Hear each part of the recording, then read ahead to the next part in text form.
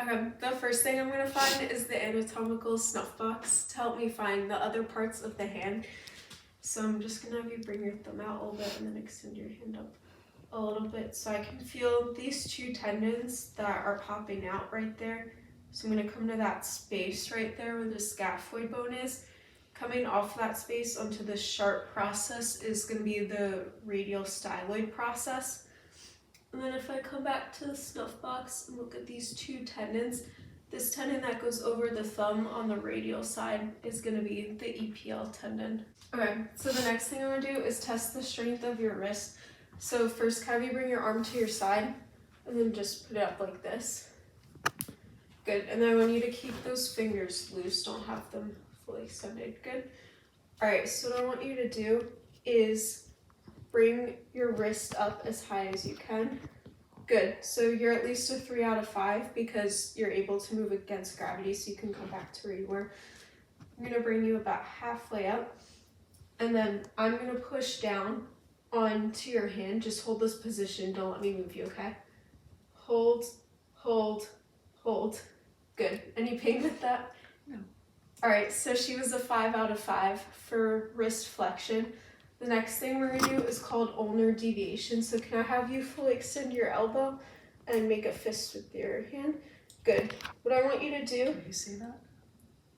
can you see it? Not really, no. Come close to me. One eye over here. Okay, the next thing we're gonna do is called ulnar deviation. So you have your hand down by your side, make a fist. And for this, you're gonna move your wrist out like mine is doing towards the side of your pinky. Are you able to do that? Good. Try going like this. There we go. Can you do that on your own? All right, so you're at least a 3 out of 5 because you're able to move against gravity, so you can relax, go back to your neutral position. I'm gonna bring you out about halfway, and then I'm gonna push in on your hand again. Just hold that position, don't let me move you. Hold, hold, hold. Any pain with that? No. All right, so again, you were a 5 out of 5 for ulnar deviation. So first, we're gonna start with wrist extension. So I want you to just bring your arm out like this, and then I want you to extend your wrist like I'm doing as far as you can. Good. I'm gonna see if I can get you go just a little bit farther. All right, so I want you to hold this position. I'm gonna line the stationary arm up, down your arm. Bring this moving arm in between your fingers here and place the axis on the wrist. Wait. And then I'm gonna extend back.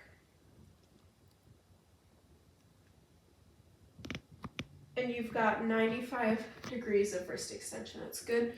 And then the last thing we're gonna measure is called radial deviation. So this time I'm gonna have you put your arm flat onto the table, and then this time I want you to try moving your wrist in towards your thumb side, but keep your forearm flat on the table. Good. Let me see if I can go just a little bit farther. I think you're good right there. So I'm gonna put the moving arm in line with your third metatarsal and the axis over your capitate bone, and then the stationary arm down your forearm. I'm gonna push you in just a little bit. And there you've got about 30 degrees of radial deviation. You can